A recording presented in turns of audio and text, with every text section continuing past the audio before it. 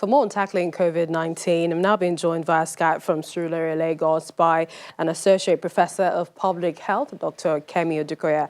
Thank you for joining us on the program. I'd like to begin with what's happening in Edo State. The news about pharmacies, the clampdown on pharmacy stores, patents, medicine shops, and this is over non-compliance of precautionary measures. We're seeing this across states with regards to how to stop or reduce as much as possible community transmission. What's your take with some of these measures and insistence on these precautions?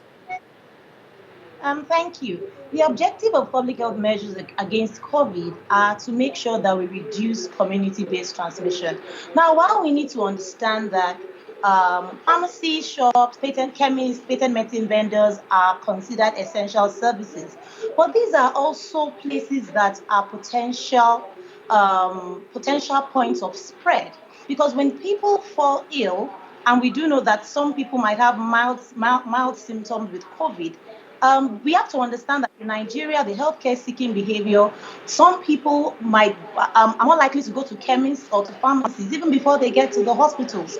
So it's important that in these places, we do not end up having increased community transmission. So while these are essential services on one hand, there are also potential points of spread on the other hand. So it's important that the principles of infection control are adhered to in the community pharmacies.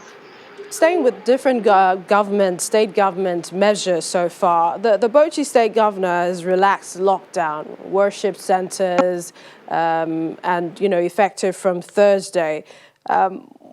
But he said there will be a caveat, and that is the precautionary measures, the safety protocols must be adhered to. Do you see any challenge in this? How do you think the government would check that indeed all of these guidelines are adhered to?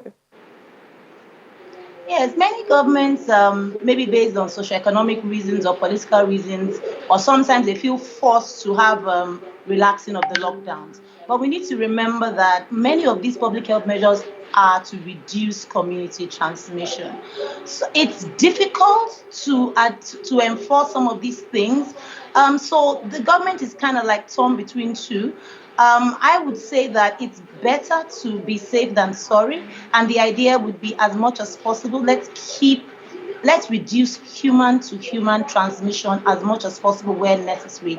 However, if the government does feel the need to relax or ease some of these restrictions, it's important that measures are in place to make sure that these do not become potential points of exponential increase in number of cases. Otherwise, at the end of the day, it really wouldn't be worth some of these apparent relaxations. All right, we appreciate your time. Thank you, Dr. Kemi Odukoya, Associate Professor of Public Health. Thank you for joining us on the program. Welcome. Thank you for having me.